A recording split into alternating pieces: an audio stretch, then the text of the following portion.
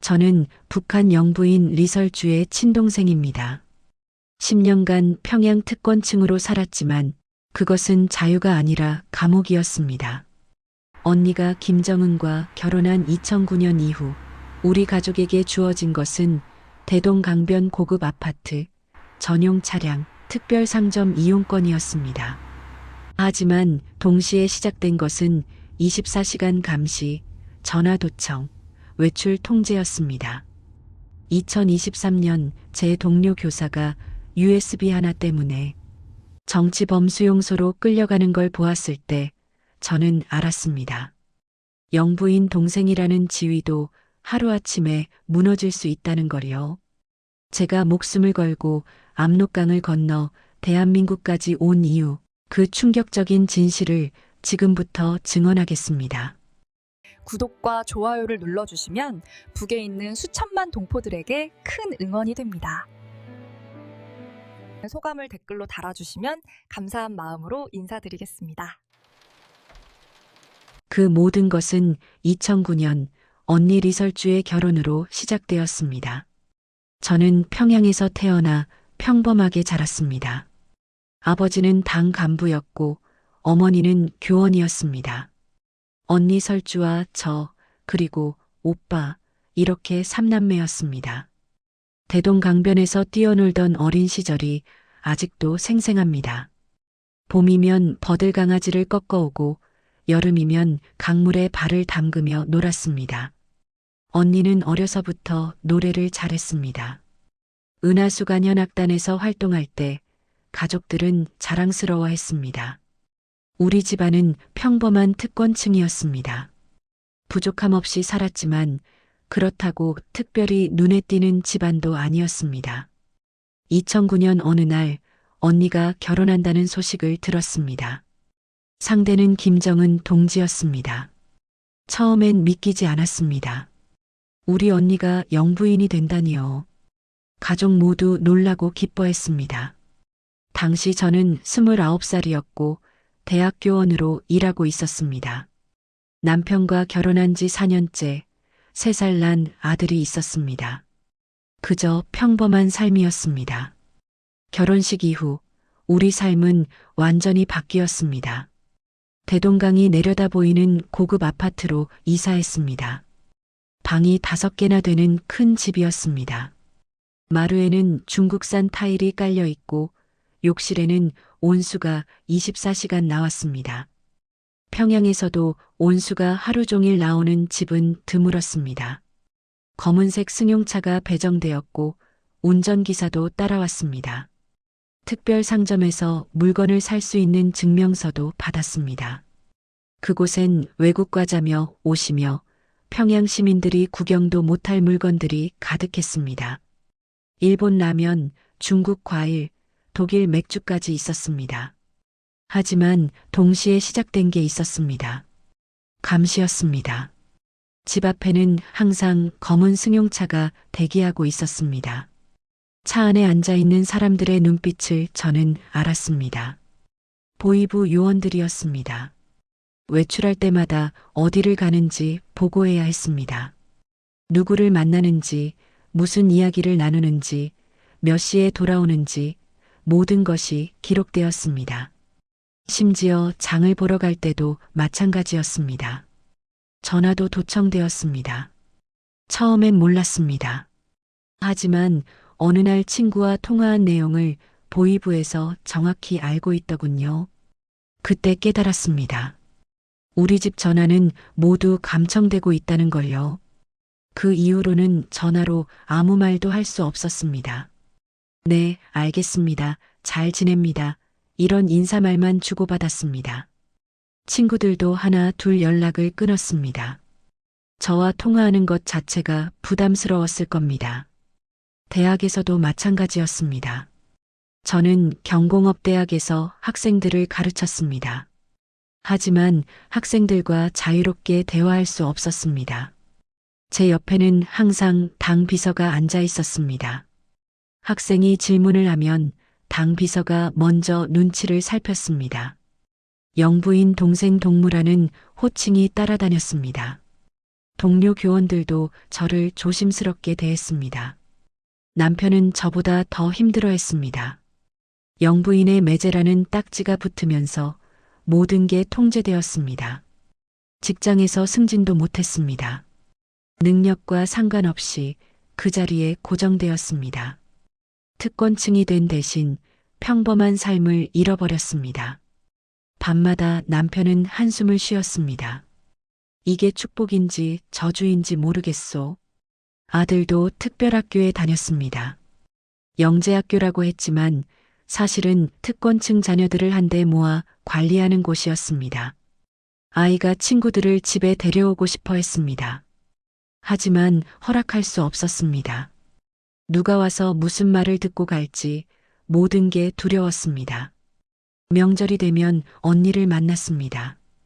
보이부 요원들이 함께 있는 자리에서요. 언니는 화려한 옷을 입고 왔지만 눈빛은 예전 같지 않았습니다. 우리는 형식적인 인사만 나눴습니다. 잘 지내죠?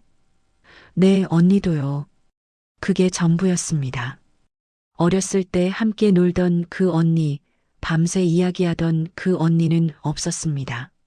서로의 눈을 제대로 마주치지도 못했습니다.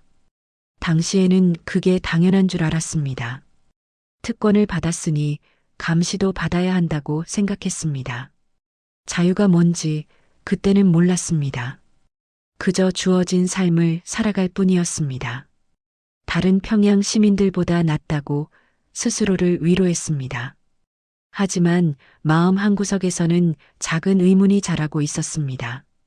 이게 정말 축복받은 삶일까? 금으로 만든 새장 속에 갇힌 새처럼 우리는 날개를 펼칠 수 없었습니다. 그렇게 10년이 넘는 세월이 흘렀습니다. 2022년 가을, 제 삶을 완전히 바꾼 사건이 일어났습니다. 그해 가을은 유난히 쌀쌀했습니다. 평양 거리에 은행나무 잎이 노랗게 물들어가던 10월 어느 날이었습니다. 저는 여느 때처럼 대학에 출근했습니다. 경공업대학 섬유공학과 교원으로 일한 지 20년째였습니다. 학생들을 가르치는 일은 힘들었지만 그래도 제게 남은 유일한 자유였습니다. 그날 강의실에 들어섰을 때 이상한 느낌이 들었습니다. 김 선생의 자리가 비어 있었습니다. 김 선생은 저와 같은 과 교원이었습니다. 나이도 비슷하고 대학도 같이 다녔습니다. 무엇보다 김 선생은 제게 유일한 친구였습니다. 영부인 동생이 된 후 대부분의 친구들이 저를 멀리했습니다. 편하게 이야기 나눌 수 없었으니까요.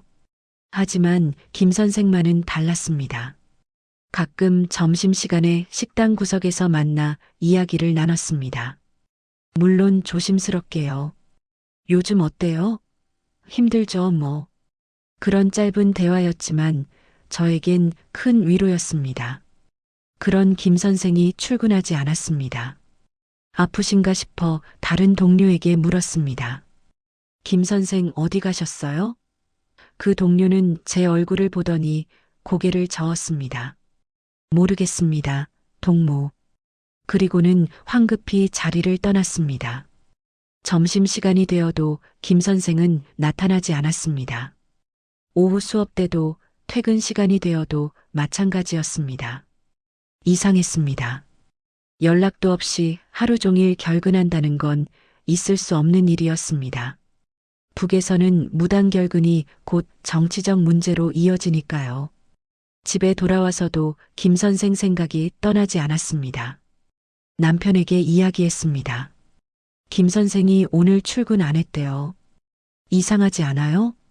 남편은 심각한 표정으로 말했습니다. 아무 말도 하지 마시오. 그냥 모르는 척 하시오. 다음 날도 김 선생은 나타나지 않았습니다. 그 다음 날도, 그 다음 날도. 일주일이 지나자 김 선생 책상이 치워졌습니다.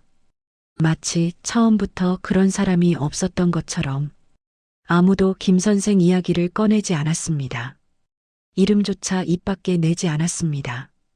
한 달쯤 지났을까요? 시장에서 우연히 김 선생과 가까웠던 다른 교원을 만났습니다. 사람들이 없는 구석진 곳에서 그분이 작은 목소리로 말했습니다. 김 선생 일 들었어요? 무슨 일인데요? 중국에서 온 USB를 봤다고 해요.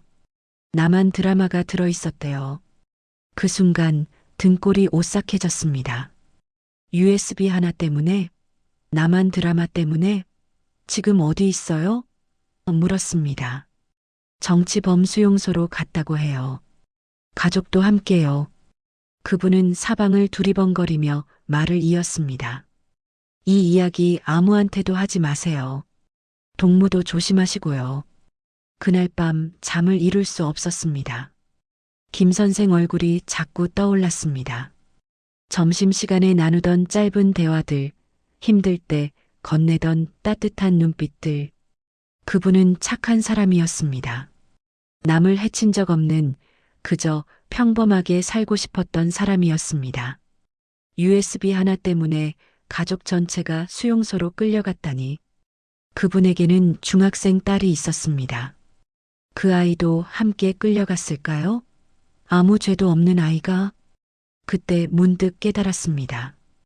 우리 가족의 특권도 결국 허상이라는 것을요. 언니의 위치가 언제 바뀔지 모르는데 그때 우리는 어떻게 될까요? 김 선생보다 더 비참해질 수도 있습니다. 높이 올라갔던 만큼 떨어질 때는 더 깊이 떨어지니까요. 아들 방으로 가서 자는 얼굴을 들여다봤습니다. 이제 16살입니다. 밤마다 키가 크는지 잠옷이 자꾸 짧아졌습니다. 이 아이의 미래는 어떻게 될까요? 김 선생 딸처럼 하루아침에 모든 걸 잃게 될까요? 창밖을 내다봤습니다. 검은 승용차가 여전히 집 앞에 서 있었습니다. 그 차가 우리를 지키는 건지 감시하는 건지 그때는 확실히 알았습니다. 감시였습니다. 우리는 보호받는 게 아니라 갇혀 있는 거였습니다. 그날 밤 처음으로 생각했습니다. 여기서 벗어나야 한다고. 이곳은 더 이상 안전하지 않다고. 하지만 어떻게? 어디로? 그건 아직 몰랐습니다. 단지 하나만은 확실했습니다. 이대로는 안 된다는 것. 2023년이 밝았습니다. 하지만 희망은 없었습니다. 코로나 이후 북한은 더욱 폐쇄적으로 변했습니다. 국경이 완전히 봉쇄되고 평양 안에서도 이동이 제한되었습니다. 감시가 더욱 심해졌습니다. 특히 우리 같은 특권층에 대한 감시는 이전과 비교할 수 없을 정도였습니다. 집 앞에 검은 승용차가 2대로 늘었습니다. 이제는 외출할 때마다 한 대가 따라왔습니다. 시장에 가도 병원에 가도 심지어 친정에 가도 마찬가지였습니다. 운전기사는 친절했지만 그의 눈빛에서 인물을 읽을 수 있었습니다. 저를 보호하는 게 아니라 감시하는 거였습니다. 전화감청은 더욱 노골적이 되었습니다. 통화를 하면 중간중간 잡음이 들렸습니다. 누군가 듣고 있다는 신호였습니다. 한 번은 어머니와 통화하다가 요즘 배급이 어때요? 라고 물었습니다. 그날 저녁 보이부에서 사람이 왔습니다. 동무, 배급에 불만이 있습니까? 등골이 오싹했습니다. 그 이후로는 전화로 날씨 이야기밖에 하지 못했습니다. 오늘 날씨 좋네요. 네, 그러게요. 어머니와 나누는 대화가 그게 전부였습니다. 70이 넘으신 어머니가 얼마나 답답하셨을까요? 딸과 제대로 된 이야기 한번 나눌 수 없으니 가장 힘든 건 아들 문제였습니다.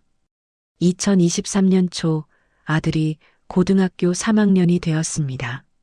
17살, 이제 대학 진학을 생각해야 할 나이였습니다. 평범한 집안이었다면 아이가 원하는 대로 진로를 정했을 겁니다. 하지만 우리는 달랐습니다. 어느 날 보이부에서 사람이 집으로 왔습니다. 40대 중반쯤 되어 보이는 남자였습니다. 정장을 입고 가죽 가방을 들고 있었습니다. 아드님 진로 문제로 왔습니다. 그의 말투는 공손했지만 거절할 수 없는 분위기였습니다. 당에서 특별히 배려해서 아드님을 김일성 종합대학 정치학과로 추천하려고 합니다. 그 순간 심장이 멎는 것 같았습니다. 김일성 종합대학은 북한 최고의 대학입니다. 하지만 정치학과는 달랐습니다. 정치학과에 가면 당의 핵심 인력이 되는 겁니다. 평생 체제에 묶이는 거였습니다. 아이가 공학을 좋아하는데 제가 조심스럽게 말했습니다. 그 사람은 웃으며 말했습니다. 공학은 나중에 해도 됩니다. 우선은 정치 사상이 중요하지 않겠습니까? 거절할 수 없었습니다. 알겠습니다라고 답할 수밖에 없었습니다. 그날 밤 남편과 오랜 시간 이야기했습니다. 남편은 벽을 응시하며 말했습니다. 당신 언니 때문에 내 인생은 끝났소. 이제 아들 인생까지 끝나는 건가? 남편의 목소리에는 분노와 체념이 섞여 있었습니다. 저는 아들 방으로 갔습니다. 아이는 책상에 앉아 수학 문제를 풀고 있었습니다. 아이는 수학과 물리를 좋아했습니다. 컴퓨터 공학을 공부하고 싶어 했습니다. 엄마, 이 문제 좀 봐주세요. 아이가 밝게 웃으며 말했습니다. 그 웃음을 보는 순간 눈물이 났습니다. 이 아이에게 선택권은 없었습니다. 태어날 때부터 정해진 인생을 살아야 했습니다.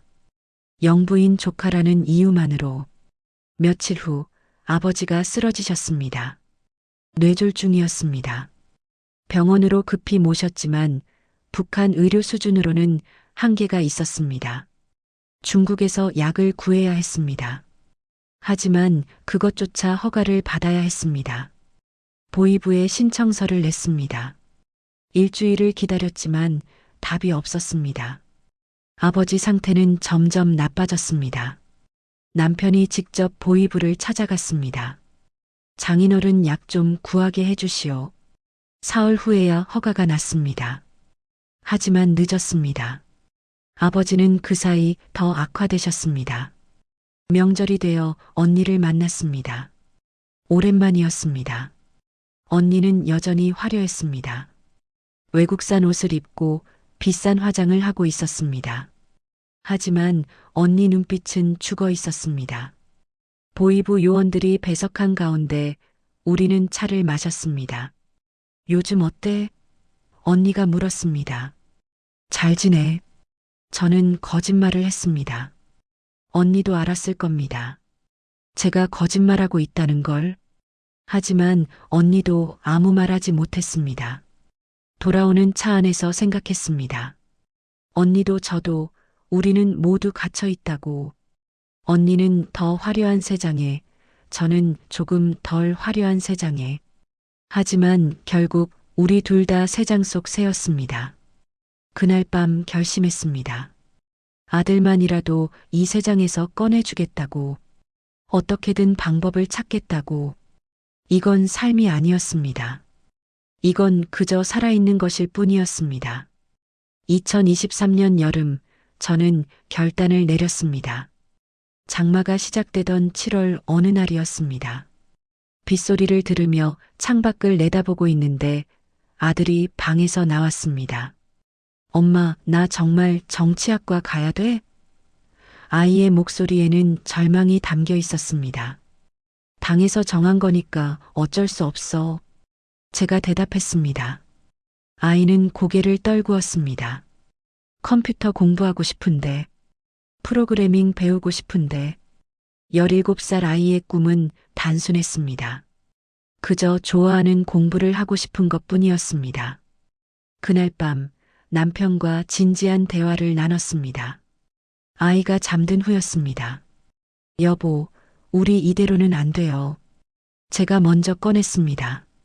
남편은 담배를 피우며 침묵했습니다. 북에서는 담배가 귀했는데 남편은 스트레스 받을 때마다 담배를 찾았습니다. 무슨 말이요? 남편이 물었습니다. 저는 작은 목소리로 말했습니다. 여기서 나가야 해요. 남편의 손이 멈췄습니다. 담배 연기가 천천히 피어올랐습니다. 한참을 침묵하던 남편이 입을 열었습니다. 탈북 말이오? 고개를 끄덕였습니다. 남편은 한숨을 쉬었습니다. 위험해요. 우리 신분이 어떤데? 영부인 동생 가족이 탈북한다? 북 전체가 뒤집힐 거요. 알아요. 하지만 아들 생각해봐요. 이 아이 평생 통제당하며 살게 할 건가요? 남편은 고민에 빠졌습니다. 창밖에 검은 승용차를 바라보며 오랜 시간 말이 없었습니다. 그리고 천천히 말했습니다. 당신 부모님은 어쩌고? 모르게 해야죠. 알면 막으실 거예요. 언니는? 언니도요. 그날 밤 우리 부부는 새벽까지 이야기했습니다. 위험성, 가능성, 방법. 모든 걸 따져봤습니다. 결론은 하나였습니다. 아들을 위해서라면 해야 한다는 것. 다음 날부터 조심스럽게 준비를 시작했습니다. 우선 돈이 필요했습니다. 북에서 탈북하려면 브로커에게 줄 돈이 있어야 했습니다. 다행히 우리는 특권층이었습니다. 몰래 달러를 모을 수 있었습니다. 중국에서 온 물건을 팔아서 뇌물로 받은 돈을 모아서 석 달 동안 5,000달러를 모았습니다. 북에서는 큰 돈이었습니다. 집 안장롱 깊숙한 곳에 숨겼습니다. 매일 밤 그 돈을 세며 기도했습니다. 우리 가족이 안전하게 탈출할 수 있게 해달라고. 정보도 수집했습니다. 대학에 중국과 거래하는 무역회사 간부들이 가끔 왔습니다. 그들과 조심스럽게 대화를 나눴습니다. 요즘 신의주는 어때요? 국경 경비는 어떻고요? 너무 노골적으로 물으면 의심받으니 최대한 자연스럽게. 한 간부가 술에 취해 이야기했습니다. 요즘 압록강 건너는 사람들 많아요. 물론 잡히면 끝이지만. 그 말을 들으며 등골이 오싹했습니다. 하지만 포기할 수 없었습니다. 10월쯤 되자 구체적인 계획이 잡혔습니다. 중국과 거래하는 한 무역회사 부사장과 연결되었습니다. 50대 남자였는데 돈만 주면 무엇이든 해주는 사람이었습니다. 평양에서 신의주까지 차량을 제공하겠습니다. 2,000달러요. 비쌌지만 선택의 여지가 없었습니다. 신의주에서 중국까지는 조선족 브로커를 소개해드리죠. 3,000달러면 됩니다. 계산해보니 5,000달러로 딱 맞았습니다. 운명이었을까요? 아들에게는 2월쯤 말했습니다. 우리 남쪽으로 갈 거야. 아이는 놀란 표정으로 물었습니다. 탈북이요? 그래. 너를 자유롭게 살게 해주고 싶어서. 아이는 한참을 생각하더니 고개를 끄덕였습니다. 엄마, 무서워요. 하지만 여기 있는 것보다는 나을 것 같아요. 17살 아이가 그런 말을 한다는 게 슬펐습니다. 하지만 동시에 다행이었습니다. 아이도 이해하고 있었으니까요. 부모님께는 끝까지 말씀드리지 못했습니다. 설날에 친정에 갔습니다. 아버지는 뇌졸중 후유증으로 거동이 불편하셨습니다. 어머니는 아버지를 간호하시느라 많이 야위셨습니다. 엄마, 건강 챙기세요. 제가 말했습니다. 어머니는 제 손을 잡으며 말씀하셨습니다. 너도 조심해라. 언니 일로 가족들이 고생이 많지? 저는 아무 대답도 할 수 없었습니다. 돌아오는 길에 남편에게 말했습니다. 부모님께 죄송해요. 남편이 제 손을 잡았습니다. 어쩔 수 없소. 우리 아들을 살려야 하니까. 3월 15일을 D-데이로 정했습니다. 봄이 오기 전 압록강 물이 아직 낮을 때였습니다. 일주일 전부터는 잠을 이룰 수 없었습니다. 매일 밤 아들 얼굴을 보며 다짐했습니다. 우리 꼭 성공하자. 너를 자유롭게 해주마. 마침내 그날이 왔습니다. 2024년 3월 15일 그날이 왔습니다. 전날 밤 잠을 한숨도 자지 못했습니다. 남편도 마찬가지였습니다. 우리는 침대에 나란히 누워 천장만 바라봤습니다. 시계 초침 소리가 유난히 크게 들렸습니다. 똑딱, 똑딱. 시간이 너무 빨리 가는 것 같으면서도 동시에 너무 느리게 가는 것 같았습니다. 후회 안 하겠소? 남편이 물었습니다. 후회해도 늦었어요. 제가 대답했습니다. 남편이 제 손을 꼭 잡았습니다. 미안하오.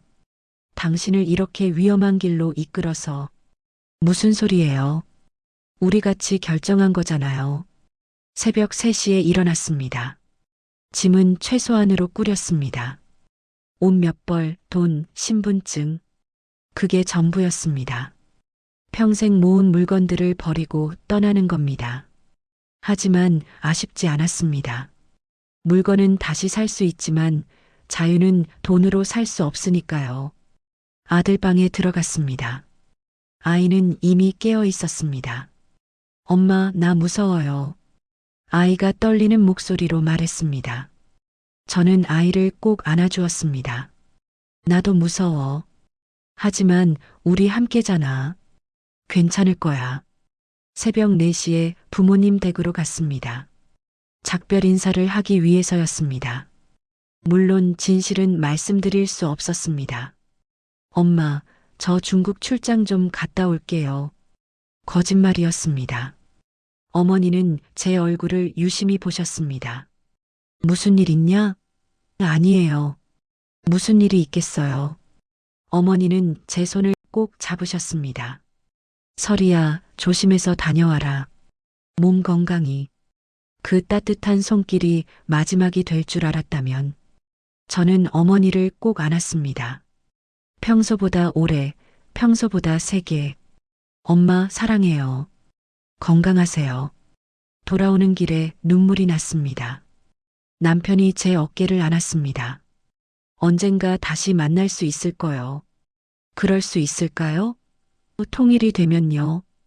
통일. 그 막연한 단어에 희망을 걸 수밖에 없었습니다. 새벽 5시 약속 장소로 갔습니다. 평양 외곽의 한 공장 앞이었습니다. 검은색 승용차가 대기하고 있었습니다. 무역회사 부사장이 차에서 내렸습니다. 준비됐습니까? 네. 남편이 돈 봉투를 건넸습니다. 2,000달러였습니다. 차에 탔습니다. 운전기사와 부사장, 그리고 우리 세 식구, 5명이 한 차에 탔습니다. 차가 출발했습니다. 평양 시내를 빠져나갔습니다. 대동강이 점점 멀어졌습니다. 저는 뒤를 돌아봤습니다. 평양의 불빛이 새벽 어둠 속에서 반짝이고 있었습니다. 잘 가라, 평양. 마음속으로 작별 인사를 했습니다. 검문소를 3번 지나갔습니다. 매번 심장이 멎는 것 같았습니다. 하지만 우리 신분증을 본 군인들은 경례를 했습니다. 영부인 동생 동무라는 신분이 이럴 때는 유용했습니다. 누구도 의심하지 않았습니다. 평양에서 신의주까지는 8시간이 걸렸습니다. 차 안에서 아무도 말이 없었습니다. 아들은 제 손을 꼭 잡고 있었습니다. 남편은 창밖만 바라봤습니다. 저는 기도했습니다. 하늘에 계신 아버지께 우리를 지켜달라고. 오후 2시쯤 신의주에 도착했습니다. 압록강이 보였습니다. 강 건너편이 중국이었습니다. 저렇게 가까운데 동시에 저렇게 먼 곳이었습니다. 숙소는 강변의 낡은 집이었습니다. 무역회사가 쓰는 곳이라고 했습니다. 밤까지 기다려야 했습니다. 강을 건너는 건 밤에만 가능했으니까요. 저녁을 먹을 수 없었습니다. 목구멍으로 음식이 넘어가지 않았습니다. 아들도 마찬가지였습니다. 남편만 억지로 밥을 먹었습니다. 힘내야 하니까. 그렇게 말하며 해가 졌습니다. 어둠이 내렸습니다. 조선족 브로커가 도착했습니다. 50대 남자였습니다. 준비됐습니까? 지금 가야 합니다. 남편이 돈을 건넸습니다. 3,000달러, 우리에게 남은 마지막 돈이었습니다. 밤 11시 드디어 출발했습니다. 강가까지 걸어갔습니다. 4월인데도 바람이 차갑습니다. 아들이 떨고 있었습니다. 추위 때문인지 두려움 때문인지 알 수 없었습니다. 압록강이 눈앞에 있었습니다. 물소리가 들렸습니다. 브로커가 손짓했습니다. 지금 건너야 합니다. 빨리. 우리는 물에 발을 담갔습니다. 얼음장 같았습니다. 하지만 물은 생각보다 낮았습니다. 무릎까지 찼습니다. 한 걸음 한 걸음 강을 건넜습니다. 아들 손을 꼭 잡았습니다. 남편이 제 허리를 부축했습니다. 발이 미끄러졌습니다. 물에 빠질 뻔했습니다. 하지만 남편이 저를 잡아줬습니다. 중간쯤 왔을 때였습니다. 뒤에서 불빛이 보였습니다. 저기 누군가 소리쳤습니다. 북한 경비대였습니다. 빨리. 브로커가 소리쳤습니다. 우리는 뛰기 시작했습니다. 물을 헤치며 넘어지면서도 마침내 강 건너편에 도착했습니다. 중국 땅이었습니다. 뒤돌아보니 북한 경비대가 강 이쪽에 서 있었습니다. 하지만 더 이상 쫓아오지 않았습니다. 국경을 넘을 수 없으니까요. 저는 그 자리에 주저앉았습니다. 해냈습니다. 우리가 해냈습니다. 중국 땅에 발을 디딘 순간 자유를 얻었다고 생각했습니다. 하지만 착각이었습니다. 강을 건넌 우리를 기다리고 있던 건 또 다른 위험이었습니다. 조선족 브로커가 차에 태웠습니다. 빨리 타세요. 여기도 안전하지 않습니다. 우리는 젖은 옷 그대로 차에 올랐습니다. 추위에 온몸이 떨렸습니다. 단둥 외곽의 한 집으로 갔습니다. 조선족 교포가 사는 곳이었습니다. 60대 할머니였습니다. 어서 들어와요. 빨리. 할머니는 우리를 안방으로 데려갔습니다. 3일만 여기 있어요. 그 다음 움직여야 해요. 첫날 밤 잠을 잘 수 없었습니다.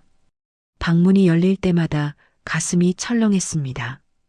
북한 요원들이 쫓아올까봐, 중국 공안에 잡힐까봐. 특히 우리는 일반 탈북자가 아니었습니다. 영부인 동생 가족이 탈북했으니 북에서는 난리가 났을 겁니다. 둘째 날 할머니가 옷을 가져왔습니다. 중국식 옷이었습니다. 북한 옷은 버리세요. 티나니까. 저는 평양에서 입던 옷을 벗었습니다. 그 옷과 함께 과거를 벗는 기분이었습니다. 머리도 잘랐습니다. 긴 머리를 단발로 자르니 다른 사람 같았습니다. 셋째 날 중국 신분증을 만들었습니다. 물론 가짜였습니다. 브로커가 가져온 신분증에는 조선족 이름이 적혀 있었습니다. 저는 김미화, 남편은 박철수, 아들은 박성민이 되었습니다. 낯선 이름이었지만 이제 우리 이름이었습니다. 나흘째 되는 날 선양으로 이동했습니다. 기차를 탈 수 없었습니다. 신분 확인이 두려워서요. 차로 10시간을 갔습니다. 아들은 차멀미로 고생했습니다. 하지만 참았습니다. 18살 아이가 이를 악물고 참았습니다. 선양의 한 여관에 짐을 풀었습니다. 그곳에서 일주일을 지냈습니다. 방 밖으로 나갈 수 없었습니다. 중국어를 못하니까요. 브로커가 하루에 한 번 음식을 가져다 줬습니다. 짜장면, 탕수육, 만두. 중국 음식이 낯설었지만 배가 고파서 먹었습니다. 그 일주일이 가장 길었습니다. 좁은 방에 세 식구가 갇혀 지냈습니다. TV도 볼 수 없었습니다. 혹시 북한 뉴스가 나올까봐. 영부인 동생 일가 탈북이라는 뉴스가 나오면 우리는 끝이니까요. 남편은 창문 밖만 바라봤습니다. 말이 없었습니다. 아들은 책을 읽었습니다. 브로커가 가져다 준 중국어 교재였습니다. 엄마, 중국어 배워야 할 것 같아요. 18살 아이가 스스로 중국어를 공부했습니다. 밤마다 북에 있는 가족들을 생각했습니다. 부모님은 우리가 사라진 걸 아셨을까요? 언니는 어떤 처벌을 받았을까요? 죄책감이 밀려왔습니다. 하지만 후회하지는 않았습니다. 아들을 보면 후회할 수 없었습니다. 열흘째 되는 날 브로커가 왔습니다. 곤명으로 가야 합니다. 북에서 사람들이 단둥까지 왔다고 해요. 등골이 오싹했습니다. 우리를 찾는 겁니다. 그날 밤 바로 출발했습니다. 곤명까지는 이틀이 걸렸습니다. 기차와 버스를 여러 번 갈아탔습니다. 매번 검문이 있었습니다. 가짜 신분증을 보여줄 때마다 심장이 터질 것 같았습니다.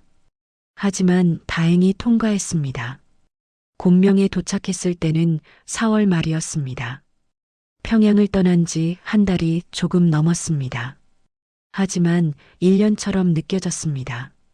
곤명에서 또 일주일을 숨어 지냈습니다. 호텔방에 갇혀서요. 중국 전역을 도망 다닌 셈입니다. 얼마나 더 도망쳐야 할까요? 한국은 얼마나 먼 걸까요? 남편과 상의했습니다. 한국 영사관에 연락해야 하지 않겠소? 하지만 우리 신분 때문에 위험해요. 혹시 함정일 수도 있고, 그럼 어쩔 건데? 이렇게 계속 숨어 지낼 순 없소? 고민 끝에 한국 영사관에 연락하기로 했습니다. 하지만 곤명에는 영사관이 없었습니다. 베트남으로 가야 했습니다. 브로커에게 말했습니다. 베트남으로 갈 수 있나요? 가능합니다. 하지만 위험해요. 육로로 가야 하니까. 4월 말 베트남으로 향했습니다. 중국 남부를 거쳐 베트남 국경까지 또다시 긴 여정이었습니다. 버스, 택시, 때로는 트럭을 얻어 타기도 했습니다. 국경을 넘을 때가 가장 위험했습니다. 중국 국경 경비대가 신분증을 확인했습니다. 브로커가 돈을 건넸습니다. 뇌물이었습니다. 경비대는 고개를 끄덕이며 우리를 통과시켰습니다. 베트남 땅을 밟았을 때 다리가 풀렸습니다.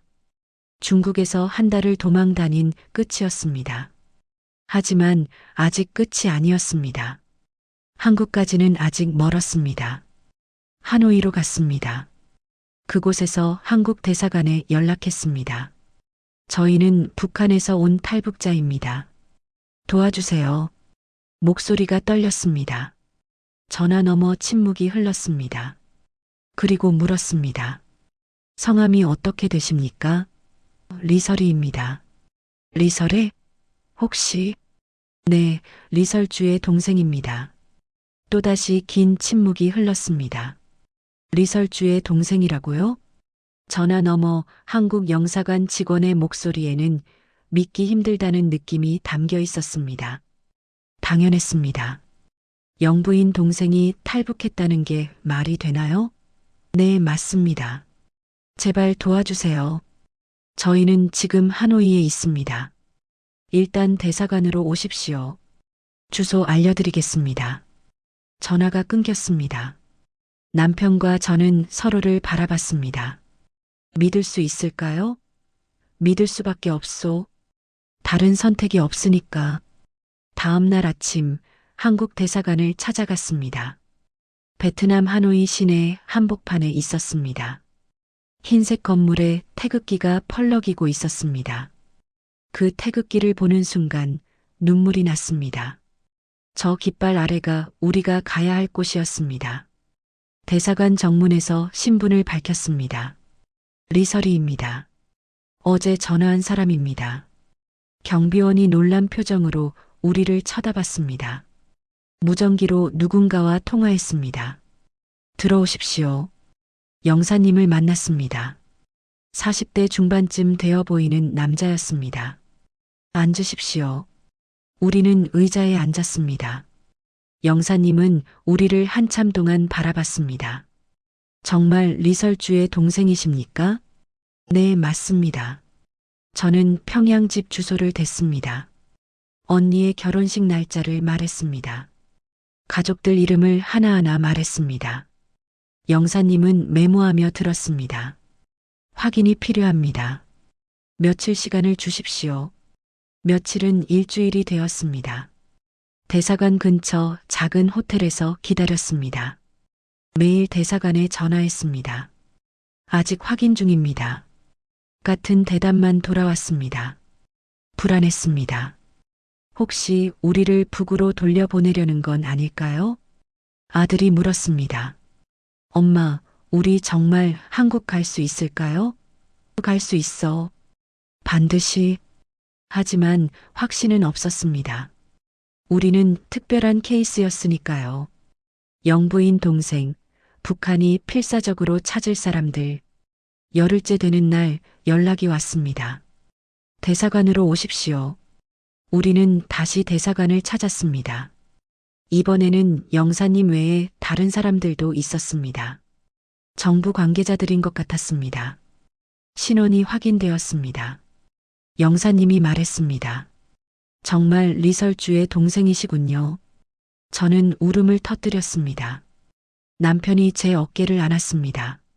아들도 눈물을 흘렸습니다. 한국으로 모시겠습니다.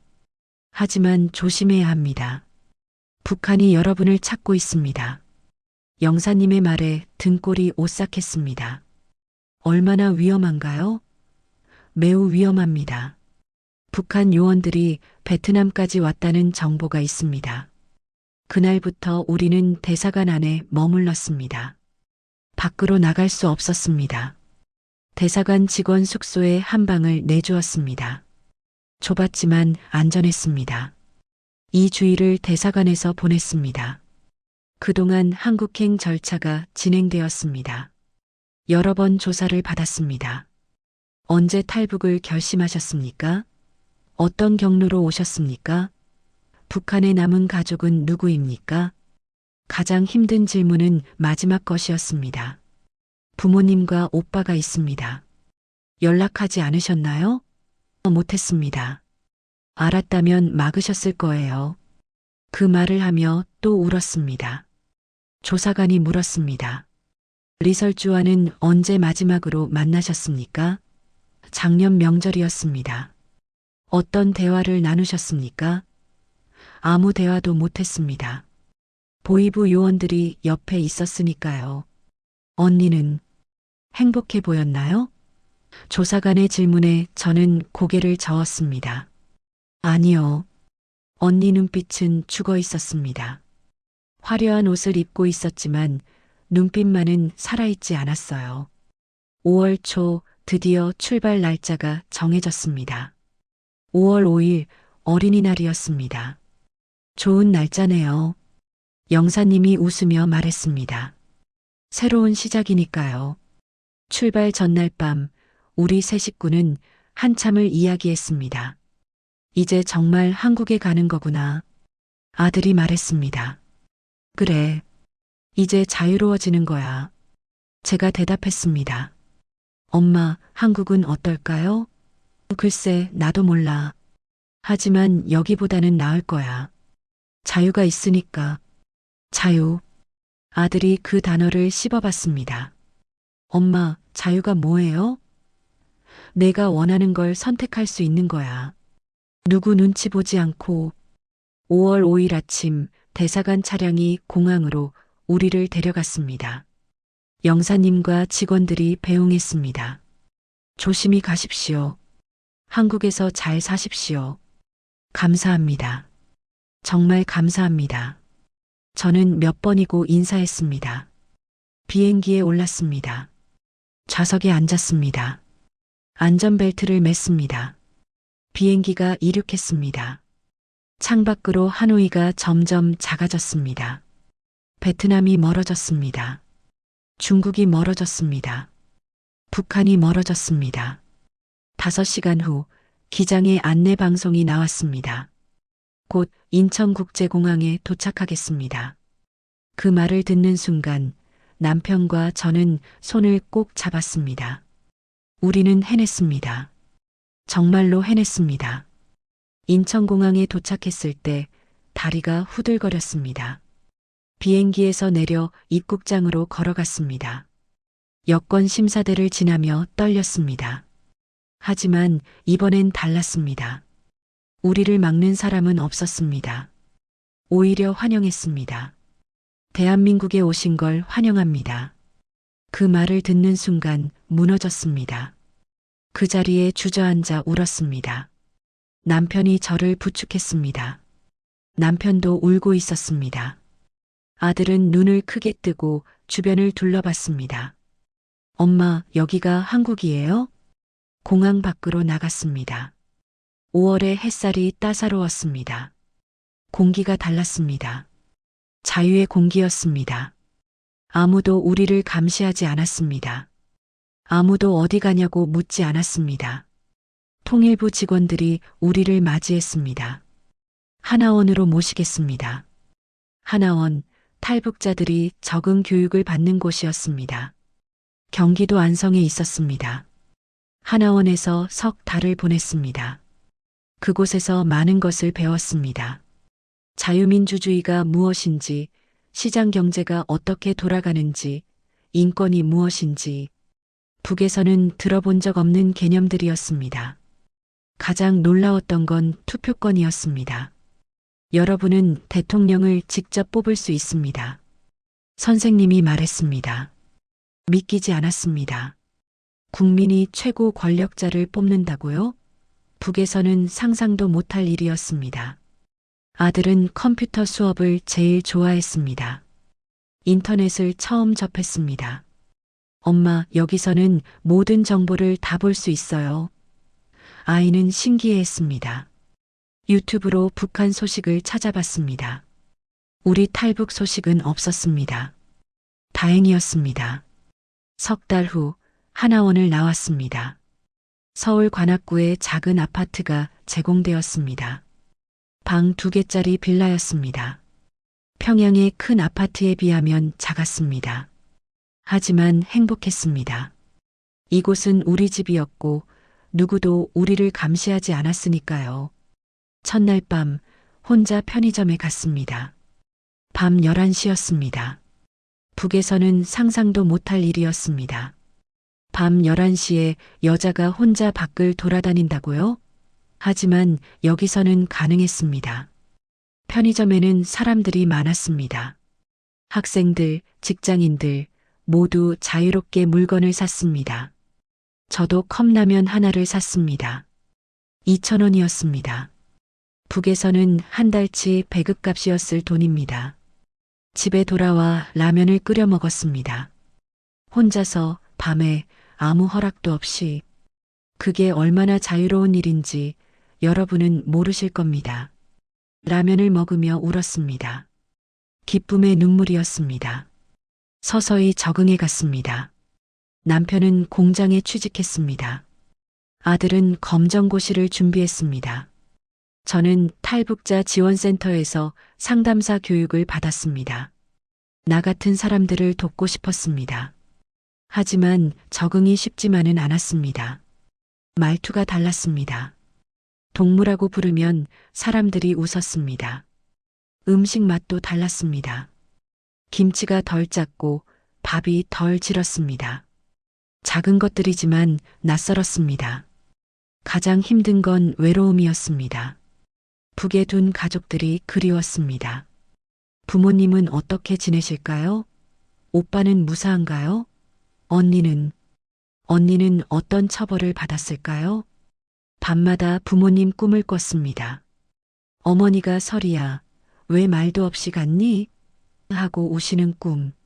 아버지가 이 불효자야 하고 화내시는 꿈. 깨어나면 베개가 눈물로 젖어 있었습니다. 남편에게 물었습니다. 우리 잘한 걸까요? 남편이 제 손을 잡았습니다. 잘했소. 아들을 보시오. 저 아이가 웃고 있지 않소? 맞았습니다. 아들은 웃고 있었습니다. 북에서는 볼 수 없던 편안한 웃음이었습니다. 가을이 되었습니다. 아들이 대학에 합격했습니다. 컴퓨터 공학과였습니다. 아이가 꿈꾸던 전공이었습니다. 엄마, 나 합격했어요. 아들이 소리쳤습니다. 우리는 세 식구가 얼싸안고 울었습니다. 북에 있었다면 정치학과로 정해졌을 인생. 하지만 여기서는 아들이 직접 선택했습니다. 그게 자유였습니다. 어느 날 통일부에서 연락이 왔습니다. 북한 소식이 있습니다. 가슴이 철렁했습니다. 부모님은 무사하십니다. 하지만 감시받고 계십니다. 그 말을 듣고 안도했습니다. 최소한 살아계신다는 것만으로도 감사했습니다. 언니는요? 제가 물었습니다. 담당자는 머뭇거렸습니다. 확실하지 않습니다. 하지만 여전히 영부인이십니다. 언니도 무사하구나. 그 사실이 위로가 되었습니다. 지금은 2025년 초입니다. 한국에 온 지 반년이 조금 넘었습니다. 여전히 적응 중입니다. 여전히 북에 둔 가족들이 그립습니다. 여전히 밤에는 눈물을 흘립니다.